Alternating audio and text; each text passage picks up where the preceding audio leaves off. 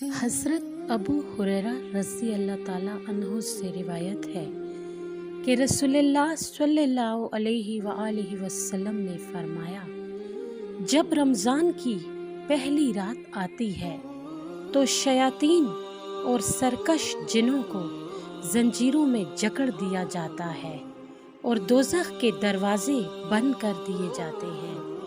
اور پھر اس کا کوئی دروازہ نہیں کھولا جاتا۔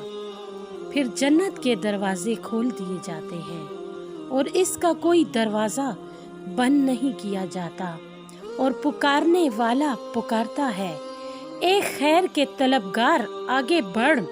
اور اے شر کے طلبگار ٹھہر جا، اور اللہ کی طرف سے